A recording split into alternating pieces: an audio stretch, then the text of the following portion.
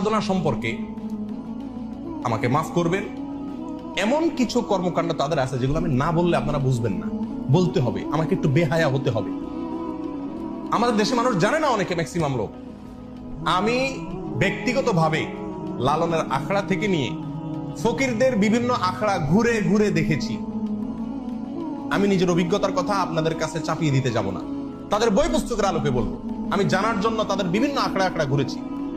এইবার দেশে গিয়ে আমি কুষ্টিয়াতে গেছি। আমার উদ্দেশ্য ছিল লালনের আখড়া যাওয়া, দেখা সেখানে, এবং শুধু শোনা কথা বা পড়া কথারও বিশ্বাস না করে নিজে চোখে দেখা। তাদের আখড়া যদি কেউ যেয়ে থাকেন, ফকিরদের তারা তথাকথিত জিকির করে যেগুলাতে, এগুলোতে আপনারা দেখবেন পুরুষের সাথে একজন নারী লাগে, অন্ধকার হইতে হয়, এবং গাঁজা তো প্রয়োজনই হয়, এবং বাকি কি কাজগুলো হয় সেগুলো বই থেকে শুনেন, আমার অভিজ্ঞতা থেকে না শুনে। দেখুন, বাউল ধর্মে পরকীয়া প্রেম জায়েজ আছে।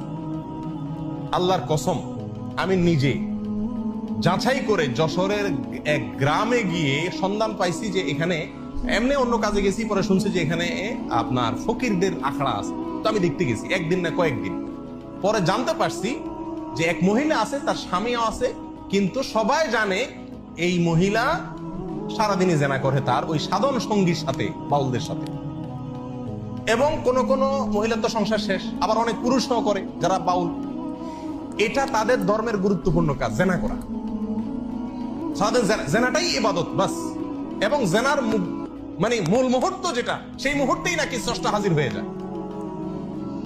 প্রিয়দিনী ভাইরা, বাউলরা মনে করে, আপনারা হয়তো অনেকে প্রথম শুনছেন, শুনে রাখেন, বাউলদের দৃষ্টিতে মানুষের শরীরের বিভিন্ন রোগ বালায় বারো হওয়ার জন্য একটা বিরাট বড় ওষুধ হলো মেয়েদের রস পান করা।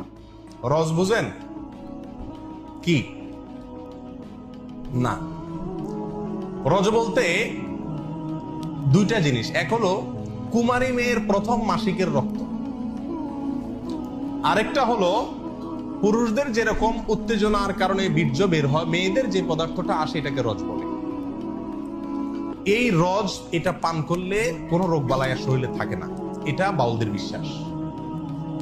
আরো শুনবেন, তারা বলে রোগ থেকে মুক্ত হওয়ার জন্য, বিভিন্ন রোগ থেকে, বড় বালা মুসিবত, অসুখ বিসুখ থেকে ভালো হওয়ার জন্য নিজের মুখ এবং মেয়েদের স্তনের দুধ পান করলে রোগ ভালো হয়। আরো শুনবেন, তারা বলে